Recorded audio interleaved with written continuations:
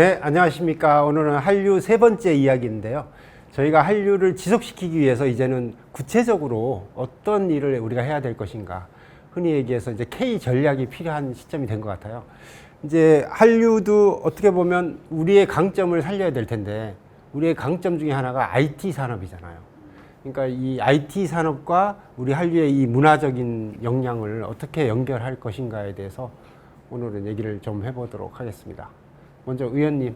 저는 이제 한류가 지속화돼야 된다. 이러면 뭐 여러 가지가 필요하다고 보는데, 실제로는 그 창작자들이 그 창제작할 수 있는 환경과 이것이 유통될 수 있는 유통망, 시장 자체가 좀 창출돼야 된다고 보고요. 그 시장이 활성화되기 위한 여러 가지 그 계기들이 좀 있어야 된다.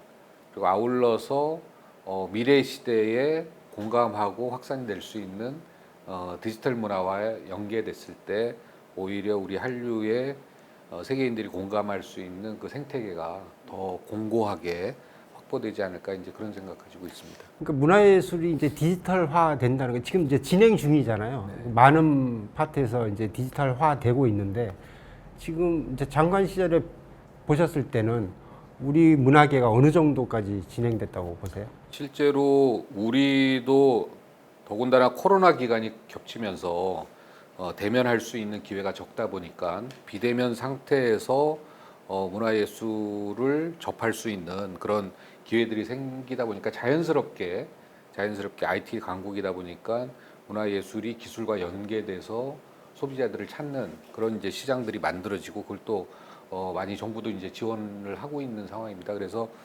실례로 제가 장관하고 있을 때는 그래도 이제 국내에서는 가장 대학으로서 카이스트하고 또 문화예술 쪽의 상징적인 대학인 한예종, 이 두 대학이 이제 MOU를 맺었어요. 그래서 실제 보통 디지털 라이즈 하면은 보통 다른 분야에서 지금 현재 IT 분야에서 일하고 있는 인력들이 이제 문화예술 분야에 이거 좀 도와줄래 해가지고 이제 도와주는 건데, 실제로 문화예술만을 위해서 모든 노력을 하는 그런 IT 인력들은 없는 상황입니다. 그래서 실제로 문화와 예술만을 위한 IT 인력의 양성, 이거 좀 시급하다. 우리가 영화도 그렇고 보면은 뭐 카메라 감독이다 그러면 뭐 뉴스 이렇게 하던 사람들이 하고 그러진 않잖아요. 또 영화 영상만 또 스크린에 독특한 그런 환경이 있으니까 그걸로 이제 전문화된 분들이 있는 것처럼 실제 이제 그런 일도 있었죠.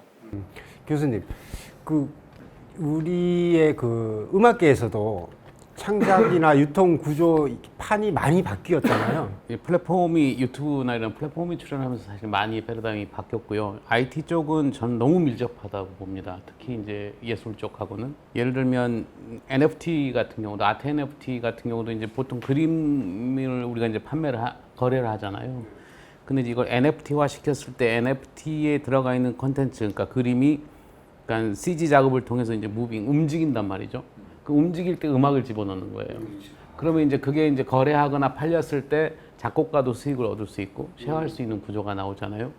그러니까 이제 음악의 쓰임새가 보통 옛날에는 뭐 음원이냐 뭐 혹은 뭐 드라마나 영화 이런 데 들어가지만 지금은 뭐 NFT, 메타버스, 그다음에 혹은 책도 이제 오디오북을 듣잖아요. 그럼 음악이 또 필요하죠. 인플루언서들도 많은 음악적인 또 수요가 필요하고, 웹툰 마찬가지고, 이러면서 음악이 이제 각 산업에 계속 더 확장되는 시기고, 더군다나 요즘 이제 AI까지 출연했잖아요. 그러다 보니까 이제 그게 다 이제 디지털과 결합하는 거죠. 어찌 보면 디지털과 기존의 아날로그 시장이 따로 있는 게 아니라 이 디지털이라는 걸 통해서 우주만큼 이 시장이 또 하나가 커진 거라고 확장됐다고 생각을 하는데, 그래서 저는 이제 요즘 이제 그런 시도들을 좀 많이 하고 있는 상황입니다. 그래서 뮤펌이라는 플랫폼도 하나 이제 만들었고요. 거기는 이제 각 산업이 음악이 필요한 산업들 혹은 B2B든 B2C든 C2C든 이 산업들의 사람들이 이 실제 창작자, 크리에이터들이 이제 여기에 이 플랫폼을 통해서 자기 곡을 팔 수도 있고, 또 좋은 친구들은 또 피킹해서 제작도 할 수 있고, 이제 이런 플랫폼을 지금 만들어서 지금 이제 3개월 됐는데요. 아주 반응이 사실 뜨거워요. 근데 그래서 저는 테크와 엔터 혹은 테크와 아트의 결합, 이런 것들이 정말 많은 앞으로 더 화학 작용들이 일어날 거라고 예상하고 있습니다. 예.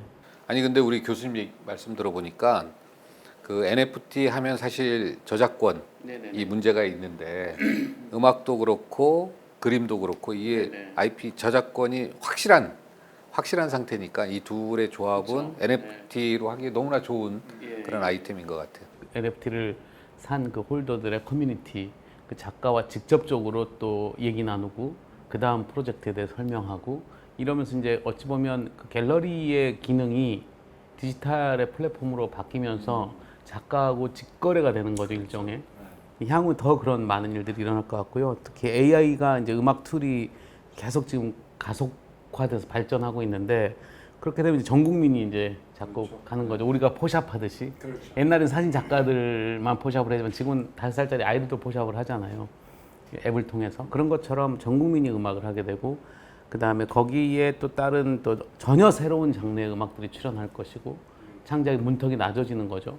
거기에다가 이제 향후 이제 AI는 결국 메타버스로 연결되는 거잖아요. 그런 것들 되면서 이제 막 음악을 갖고 노는 시대. 그 국회의원 그만하고 우리 교수님 밑으로 들어가야 돼요. 아니 어떻게 호랑이가 강아지 밑으로 아니, 무슨 말씀을 무슨 말씀 큰일 날 소리. 사실 말씀 주신 것처럼 AI가 사실 문화예술계에 엄청난 변화를 일으키고 있는데 뭐 예를 들면 터치 하나로 작곡가가 뭐 예를 들면 의도만 넣고 AI 자체로도 작곡한다고 들었거든요. 그런 시대죠 사실. 그러니까 VFX 우리나라 가장 큰 회사 중에 하나인 모펙 대표님이 AI를 사용했더니 80명의 직원이 한 달 동안 할 걸 5분 안에 끝냈대요. 그 다음부터 직원들이 말을 너무 잘 듣는다 그러더라고요. 근데 먹고 살아야 되니까. 그러니까 이제 그 직업군이 없어지는 게 아니라 그런 툴을 통해서 또 다른 직업들이 확장되고 생기고 막 변화되고 이런 그 소용돌이 안에 있는 것 같아요. 문체부도 각 나라에 보면은 문화원이 있어요. 문화원도 이렇게 구성 아이템이 있는데 언제부턴가 이번에 이제 비대면 기간 동안 아이템 항상 들어가는 옵션 중에 하나가 뭐냐면 모든 나라에 그 AI 콘서트를 합니다. 그래서 어떻게 보면 이렇게 구글 쓰고 이렇게 이어폰 이렇게 끼고 하면은 내 앞에서 가수가 AI 가수가 이렇게 노래를 부르는 그런 공간이 뭐 대부분 나라에 이제 하나씩 마련돼 있어요. 예를 들면 제가 이제 어떤 연애 편지를 썼다. 챗GPT에 집어넣잖아요. 음악 툴이 있는 예를 들면 그럼 그 연애 편지의 내용을 갖고 거기에만 음악을 생성해주는 그리고 그거에 대한 내가 권리를 갖게 되는. 중앙박물관이 있습니다. 용산에 가보면 중앙박물관이 있는데 원래 박물관이라는 것은 관객이 박물관에 들어왔을 때 작품에 대한 이해도를 가장 높게 하는 구조와 구성으로 박물관이 구성되어 있는데 우리 옛날에 고구려 고분벽화 보면은 막 이렇게 팔이 이렇게 꺾여 있고 그러잖아요. 이거는 그림을 못 그린 걸까 아니면은 이상한 무용 동작인 걸까 이렇게 궁금한데 또 흐릿하고 옛날 고구려 때 작품이다 보니까 이해가 안 됐는데 요거를 디지털라이즈 해가지고 모션 capture해서 이렇게 싹 하는 걸 그러다 보니까 고분벽화에 있는 그림이 요런 거였구나 이런 것 그래서 이거 꽤 잘 그린 거였구나 어떤 아티스트가 고구려 때 한 거구나 이게 정말 작품이구나 이렇게 느끼게 되고 또 뭐 정조대왕의 뭐 능행차 이런 것도 보면은 그냥 이렇게 탁 이렇게 뭐 이렇게 정적으로 돼 있는데 그것도 이제 모션 캡처해서 걸어가면 이 사람 표정 하나가 달라요 그 안에 심지어는 이 사람이 전날 뭐 했을까 이런 궁금증이 저 사람 술을 많이 마셨나 그럴 정도로 야 이건 정말 작품을 관객이 이해하는데 새로운 시대의 새로운 장르다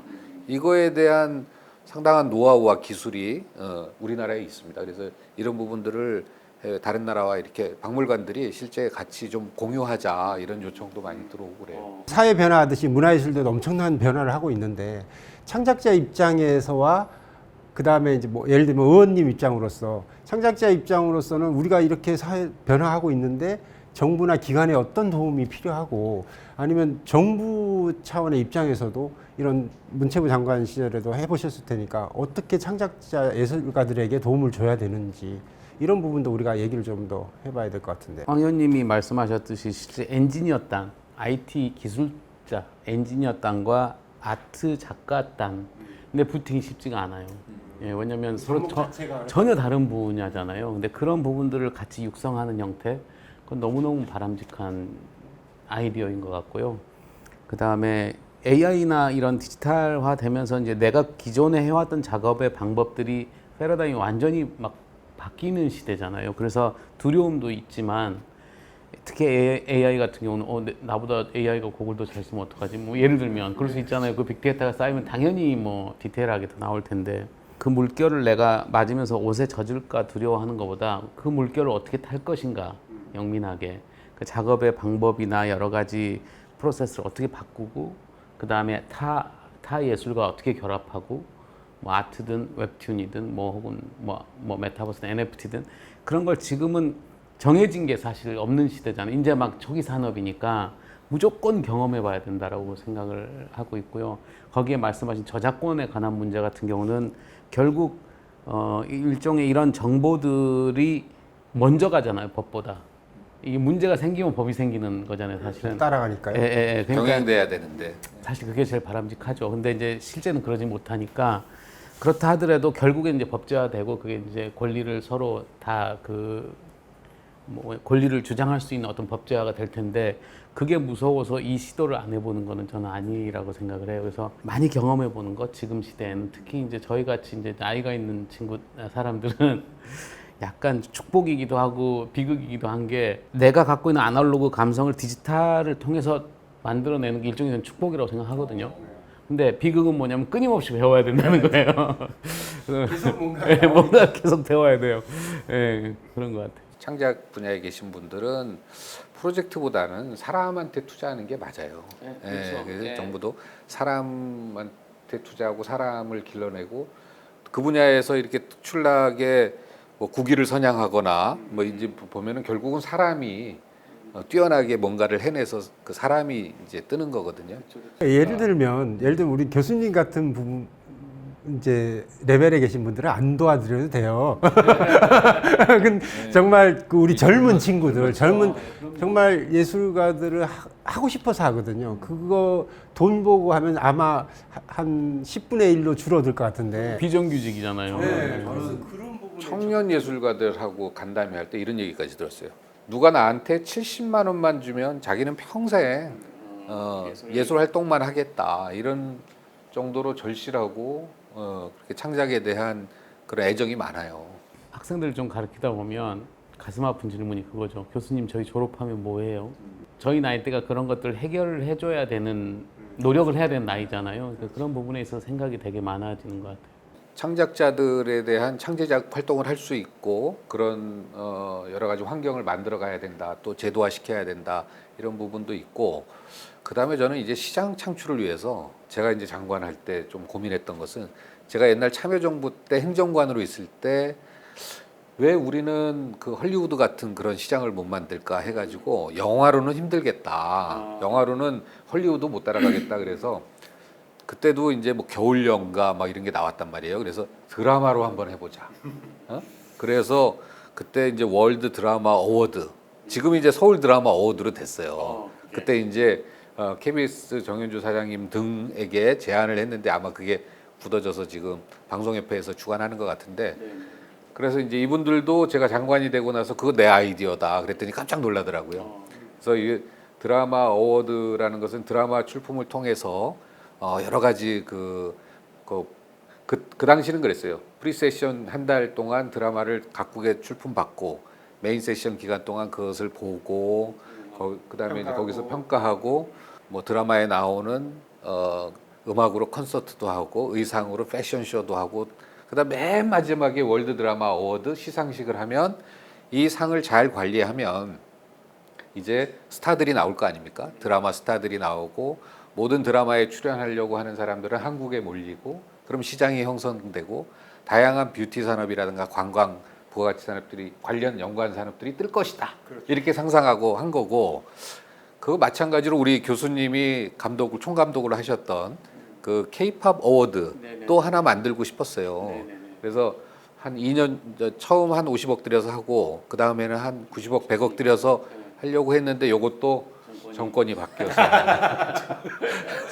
근데 요게 뭐 그거랑 상관없이 이렇게 돼서 야 역시 케이팝 하면 한국에서 열리는 케이팝 어워드에서 1등한 사람 뭐 이런 스타들이 끊임없이 배출되는 뭐 이런 창구라든가 공간이라든가 계기가 있으면 이게 또 시장을 만드는데 또 도움이 되지 않을까. 아이디어 뱅크세요. 가만 들어보면. 아티스트를 하셨어야 되는데. 아티스트 밑에서 이렇게 행정적 보조를 하는 그런 걸로는 잘할 수 있습니다. 이제 코로나라는 게 굉장히 우리 모두에게 장벽을 만들었잖아요. 그러니까 뭐 우리도 그때 물어보면 끝나면 뭐 할 거야, 뭐 할 거야 하면 다들 뭐 여행 갈 거야, 극장 갈 거야, 공연장 갈 거야 이렇게 문화체육 관광이었어요. 네, 맞습니다. 1, 2, 3위가. 네, 맞는데 근데 그때 시작할 때마다 한 6개월이면 끝나겠지 했는데 그게 뭐 한 3년이 갔는데 다행스럽게도 그러면서 그 사이에 우리 팬들이 한국 K-팝이나 뭐 한국 K-컬처 팬들이 많아져서 한국으로 들어오는 그러니까 일종의 성지를 가고자 하는 외국 사람들이 많아졌다라는 거예요. 그래서 K-컬처의 많은 그 팬들이 한국으로 몰려들 때 우리 어떻게 보면 우리한테도 기회잖아요. 찬스인데 이거를 산업적으로도 연결시켜 줘야 될 텐데 과연 우리의 인프라가 그만큼 넉넉하고 충분한지. 예를 들면 K-팝 공연장이 있나요? 우리나라에? 뭐 고척돔도 있고 그건 K-팝 전문 공연장은 아니지만 지금 하나 만들고 있습니다. 일산에 실내 한 2만, 그다음에 실외 4만에서 한 6만 명 규모로 일산에 K-팝 전용 전문 공연장이 있고, 그다음에 그게 이제 인천공항하고 가까우니까 접근성도 좋고, 그다음에 온라인 컨텐츠만 만드는 그런 전용 스튜디오 이런 공연장도 하나 만들어졌고 그랬습니다. 우리나라의 관광 관련된 산업도 그 이렇게 같이 발전을 시켜야 되는 거 아닌가요? 그렇죠. 이제 그런 인프라도. 스페인 가서 많이 배웠는데 스페인은 문화부 장관이 문화산업부 장관이에요. 문화산업부 장관인데 문화와 산업을 기가 막히게 연계했어요. 그러다 보니까 이 사람들이 그 마이스 산업이라고 이제 각종 박람회 여러 가지 제품들을 박람회를 통해서 이 자기네 산업들을 사람들한테 보여주는 거예요. 그러면서 이제 관광과 연계한 건데 가령 이제 삐뚤루 박물관 이것은 세계 3대 관광 박람회 중에 하나인데 남미의 모든 대형 여행사가 이 삐뚤루 박람회에 옵니다. 그래가지고 여행 상품을 전부 다 스페인에서 그러니까 스페인의 시장이 열려 있는 거죠. 그러면서 자연스럽게 관광하고 연계된 하여튼 그 부분이 스페인은 그래서 뭐 관광객 뭐 1위, 2위 할 거예요. 프랑스하고 스페인이 뭐 문화유산도 많이 있지만 실제로 문화유산을 넘어서서 그런 관광 자원들을 그 순례길 같은 거 보면 그런 걸 잘 만들고 그걸 잘 산업이랑 연계하는데 사실 그런 부분들을 저희가 좀 배울 필요가 있는 것 같아요. 그래서 우리의 어떤 한류라든가 이런 것을 관광 산업하고 잘 연계해서 그렇게 되면 이제 국내 여러 산업들의 파장도 커지는 거거든요.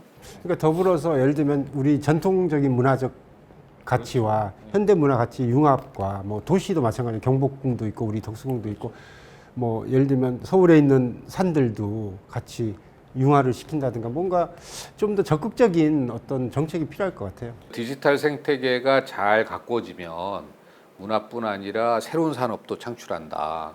보면은 이제 게임 같은 컨텐츠는 오히려 비대면 기간인 코로나 기간 동안 우리는 수출이 확 늘었거든요. 게임 산업하면 우리가 미국하고 1위 다툴 정도입니다. 디지털 인프라라는 게 이런 네트워크, 5G라든가 이런 망 네트워크가 있고 그 위에 플랫폼이 있고 그 플랫폼 안에 다양한 컨텐츠들이 있는 이게 이제 생태계잖아요. 근데 우리처럼 5G라든가 이런 네트워크가 잘 돼 있는 나라가 그렇게 되면 이제 무거운 CG라든가 이런 게 잘 움직인단 말이에요. 그러면 CG 기술은 대한민국이 헐리우드에서 1위, 2위 하는 그 내노라 하는 그 CG 기술자들이 한국 사람들이에요. 그러면 이 가령 이제 영화의 개념도 바뀌는 거죠. 지금 영화는 뭐 아이맥스, 뭐 그다음에 포디움, 뭐 이런 다양한 상영관의 어떤 시설과 같이 맞물려서 좀 시너지 효과를 일으키는데 이제 미래 영화관은 이럴 수도 있다는 거죠. 관객의 객석이 없고 그냥 스튜디오처럼 돼 있는 거죠. 거기다 뭐 물하고 모래 뿌려놓고 맨발로 가서 예를 들어서 무슨 체험형 관람인 거예요. 왓칭 개념에서 익스피리언스 개념으로 이제 넘어가는 거죠. 그래가지고 이게 망이 5G가 잘 깔려 있으니까 이게 노트북 이런 거 안 매도 그냥 구글 하나만 써도 이렇게 CG가 다 들어오는 거 아니에요? 그러니까 이제 전투씬을 본다. 가정 교수님하고 저하고 영화를 본다. 그러면 교수님은 총을 맞는 사람을 보고 저는 쏘는 사람을 보고. 그러니까 360도로. 예, 보는 게 현장에서 보는 장면이 기억하는 장면이 다를 수 있는데 그 공간 내에서 느끼는 공포감이라든가 이런 거 똑같이 느끼는 거죠. 그래서 실제로 향후에는 이 게임 산업하고 영화 산업이 통합될 수도 있겠다. 이것이 여러 가지 다양하게 그래서 이 시장만 해도 어마어마하거든요. 그래서 결국은 스크린 쪽에서도 상당히 두각을 나타내는 뭐 오징어 게임부터 해가지고 기생충하는 그 대한민국, 그다음에 게임 산업에서도 세계 1, 2위를 다투는 이 게임 강국인데 이 둘을 뭔가 디지털로 인해서 융합시킨 대한민국만이 향후 이제 세계의 어떤 영화와 게임 시장을 통합 시장을 끌고 갈 수도 있다. 저는 뭐 이렇게 그러니까 뭐 RCC 해가지고 뭐 리얼리티 커넥티드 시네마에서 새로운 개념이 나올 수도 있는 거죠. 듣기만 해도 되게 재밌어요. 막 상상하니까. 뭔가 기대되고 그죠? 교수님 이제 그러면 이제 우리가 마무리를 해야 되는데 한류가 이제 정체되지 않고 지속적으로 발전을 하려면 우리는 무엇을 해야 되는가? 지금 뭐 우리가 대화 나누는 중에 다 얘기가 나온 것 같은데요. 그 생태계를 만드는 것 가장 중요한 것 같고요. 실제 컨텐츠를 만드는 제작사뿐만 아니라 그래서 저 산업 전반에 걸친 그러한 그 주변 산업들에 대한 그 엔터테인먼트의 컨텐츠를 만드는 주변 산업들에 대한 지원이라든가 이런 것도 되게 필요할 것 같고 또 다양성 아이돌 음악에 국한되지 않은 아이돌도 너무 잘해주고 있고 앞으로도 훨씬 더 긴 시간 동안 아이돌이 정말 맹주로 있을 것 같은데 그 외에 낙수 효과를 누릴 수 있는 다양한 아티스트의 음악들 이런 부분들 그래서 그런 지원과 발굴 뭐 이런 것들도 되게 중요할 것 같고 뭐 하여튼 예, 전 작가로서는 사실 되게 재밌는 시대에 살고 있는 것 같은데 끊임없이 또 배우고 연구하고 예. 의원님도 우리 대한민국의 젊은 또는 문화예술인들에게 한 말씀 해주시고 마무리하시죠. 지금 시대가 많이 바뀌고 있는 거기 때문에 지금은 뭐 행정 따로 현장 따로 이렇게 될 가능성이 있고 현장에서 있는 분들이 가장 중요하다. 가장 변화에 민감하고 변화를 주도하는 분들이다. 그래서 이 현장과의 소통 능력이 뛰어나야 되고 또 우리가 뭐 강원도 양양에서 그 막 젊은이들이 왔는데 아직도 강원도는 왜 양양이 뜨는지 모른다는 거 아니에요. 네? 네, 그래서 앞으로 강원도는 그냥 철책만 걷어내라. 그러면 사람들이 알아서 하면 뒤에서 도와주면 된다 할 정도로 현장의 소통이 중요하니까 정부에서 이제 정책하는 분들도 그렇고 모든 분들이 결국은 현장에서 이루어지는 일이니까 현장의 소통력을 강화하고 또 현장이 이끄는 대로 지원하는 것이 가장 중요하다. 저는 이렇게 생각하고 우리 특히나 젊은 아티스트 분들 그다음에 창제자 가시는 분들 정말 기운 내시고 여러분들이 대한민국을 넘어서서 세상을 바꾸는 그런 시대로 가는데 가장 중요한 역할을 하는 분들 같습니다. 기운 내십시오. 파이팅. 네, 화이팅.